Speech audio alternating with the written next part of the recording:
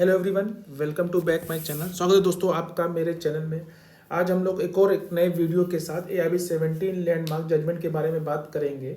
और अगर आप मेरे चैनल में पहली बार है तो ज़रूर मेरे चैनल को सब्सक्राइब कीजिए और आप पुराने वीडियो को भी देखिए, क्योंकि AIB 17 में आपको सबसे ज़्यादा मेन फोकस करना है कि आपके लेटेस्ट लैंडमार्क जजमेंट के लिए।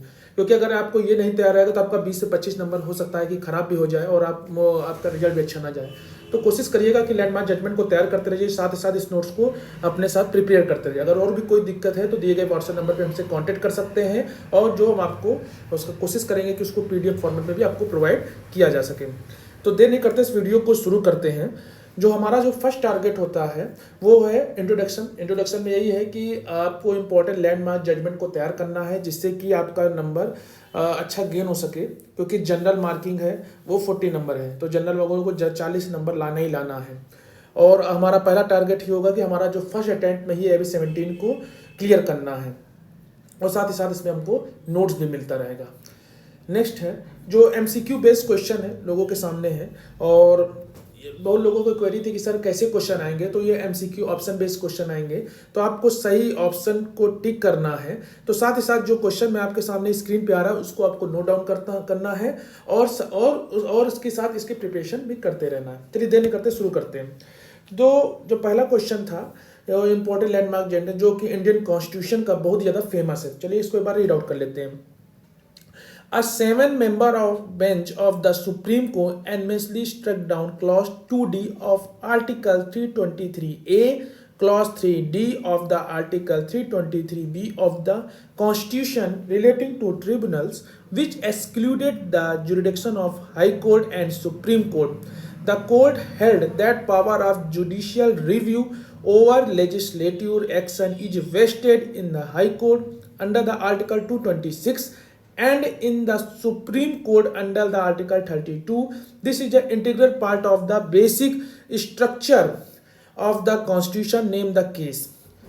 केस ये को जो MCQ बेस्ड क्वेश्चन है, इसमें ये क्वेश्चन ये कह रहा है, जरा इसको हिंदी में आपको समझा देते हैं कि उच्चतम न्यायालय की 7 सदस्यीय पीठ ने अधिकरण से संबंधित संविधान के अनुच्छेद 323 का के खंड 2 घ और अनुच्छेद 323 खा के खंड 3 घ को सर्वसम्मति से विखंडित की थी, जो उच्च न्यायालय और उच्चतम न्यायालय की अधिकारिता को अपवर्जित किया था।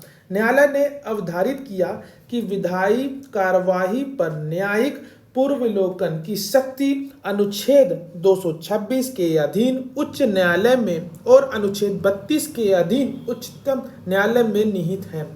यह संविधान की मूल संरचना का अभिन्न भाग है। ये किस मामले में कहा गया था? जो इसके ऑप्शन है वो जान लेते हैं। पहला है L. चंद्र कुमार बनाम यूनियन ऑफ इंडिया। दूसरा ऑप्शन है की होटा होलोहान बनाम जचिलहू। थर्ड ऑप्शन है नागराज बनाम स्टेट ऑफ आंध्र प्रदेश। और फोर्थ ऑप्शन है राजेंद्र सिंह राणा बनाम स्वामी प्रसाद मौर्य।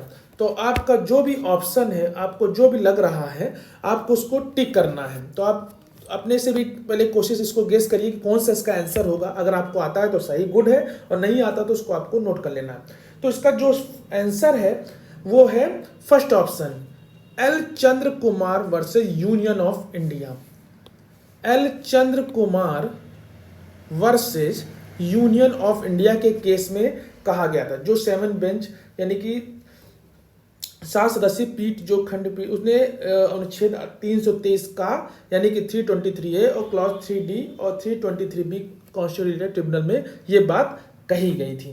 तो आपका ये क्वेश्चन का ये था, इसको आप लोग नोट कर लीजिए। चलिए बढ़ते हैं नेक्स्ट क्वेश्चन में।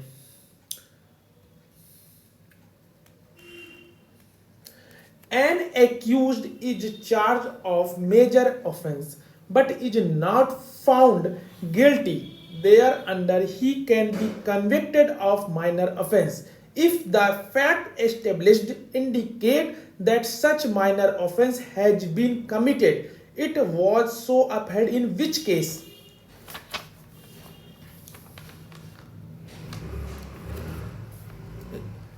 इसको जरा हिंदी में पढ़ देते हैं। यदि अभियुक्त मुख्य अपराध से आरोपित किया जाता है किंतु के अधीन दोषी नहीं पाया जाता तो उसे छोटे अपराध के लिए दोष सिद्ध किया जा सकता है।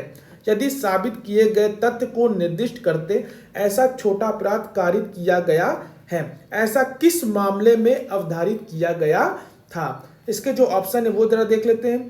पहला है ऑप्शन है संग्राबोनिया श्रीनु बनाम स्टेट ऑफ आंध्र प्रदेश। दूसरा है स्टेट ऑफ हिमाचल प्रदेश बनाम तारा दत्ता। थर्ड ऑप्शन है शमशेर सिंह बनाम स्टेट ऑफ पंजाब। और लास्ट ऑप्शन नलिनी बनाम स्टेट ऑफ तमिलनाडु। तो इसका सही आंसर होगा state of Himachal Pradesh versus Tara Datta के वाद में ये बात कही गई थी कि यदि कोई अभियुक्त मुख्य अपराध से आरोपित किया गया है किंतु उसके अधीन दोषी नहीं है पाया जाता तो उसे छोटे अपराध के लिए दोष सिद्ध किया जा सकता है। ये state of Himachal Pradesh versus Tara Datta के वाद में कहा गया था। चलिए next question.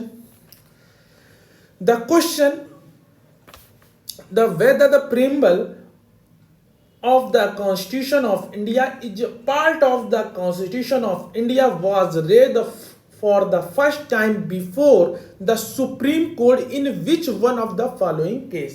The preamble of the Constitution of India जो कि पार्ट है संविधान का, ये फर्स्ट टाइम सुप्रीम कोर्ट में किस केस में कहा गया था। तो इसका ऑप्शन है इन रे बेरुबनु यूनियन। सेकंड ऑप्शन है Golaknath versus state of Punjab. Third option है Keshava Nanda Bharati versus state of Kerala. और लास्ट ऑप्शन है इंदिरा नेहरू गांधी वर्सेस राजनारायण। तो किस वाद में फर्स्ट टाइम सुप्रीम कोर्ट में ये बात रखी गई थी कि प्रीएम्बल जो कॉन्स्टिट्यूशन ऑफ इंडिया है वो पार्ट है कॉन्स्टिट्यूशन का। तो इसका जो सही आंसर है वो है इन re Berubari union, option A. आपको इस तरह के जो इंपॉर्टेंट लैंडमार्क जजमेंट है उसको आपको मार्क कर लेना है और जो बहुत ज़्यादा इंपॉर्टेंट है उसको आईएमपी कर लेना है। ठीक, चलते हैं नेक्स्ट क्वेश्चन पे। In re Berubari union 1960 the supreme court held the preamble. इसका ऑप्शन तो आप बता ही सकते हैं क्योंकि अभी हमने इससे पहले पढ़ा है। देखिए ये कितना इंपॉर्टेंट केस ला है। इसका आंसर है not part of the constitution. क्या आंसर होगा? Not part of the constitution. देखिए इस केस ला से दो क्वेश्चन बने इंपॉर्टेंट। फर्स्ट जो पिछला क्वेश्चन लोग ने पढ़ा था वो उसमें था कि preamble is the part of the constitution था और किसमें कहा गया कि ये part first time supreme court में जो डिस्कस किया गया था, जबकि इसमें ये बताया गया कि सुप्रीम कोर्ट में क्या बात रखी गई कि प्रीम्बल जो है not part of the constitution, ये 1960 में रखा गया था। तो इसका आंसर ये है। चलते हैं नेक्स्ट क्वेश्चन में। Who described the preamble the Constitution as a identity card of the Constitution। ये प्रीम्बल एक प्रीम्बल ऑफ द कॉन्स्टिट्यूशन है, एक आइडेंटिटी कार्ड है कॉन्स्टिट्यूशन का। ये किसने कहा था? बहुत इंपॉर्टेंट है। तो इसके ऑप्शन है N V. Palkhivala, Ivor Jenning, B R. Ambedkar, none of other. तो इसका आंसर होगा एन.ए. पलकीवाला। एन.के. पलकीवाला इसका राइट आंसर है। तो इस तरह के जो इम्पोर्टेंट लैंडमार्क जजमेंट है जो आपको प्रिपेयर करना है, बाकी इस चैनल के माध्यम से तो आपको प्रिपेयर कराया जा रहा है कि आपके जो 20 या 25 मार्क्स के क्वेश्चन है AIB 17 के वो आपके छूटे ना, और आपको इन्हीं में से जो इम्पोर्टेंट लैंडमार्क जजमेंट मैं आपको बता रहे हैं जिससे कि कवर हो जाए। और अगर आपके मन में कोई सुझाव है तो दिए गए कमेंट बॉक्स में आप पूछ सकते हैं या मैं दिए गए व्हाट्सएप नंबर पर मुझसे कॉन्टेक्ट कर सकते हैं। और चैनल में पहली बार है तो चैनल को जरूर सब्सक्राइब कीजिए, सब्सक्राइब करना मत भूलिएगा। और अगर आप और भी क्वेरी है तो दिए गए व्हाट्सएप नंबर पर हमसे कांटेक्ट कर सकते हैं। आशा करते हैं वीडियो आपको अच्छा लगा होगा। तब तक मिलते हैं नेक्स्ट वीडियो में, तब तक के लिए धन्यवाद।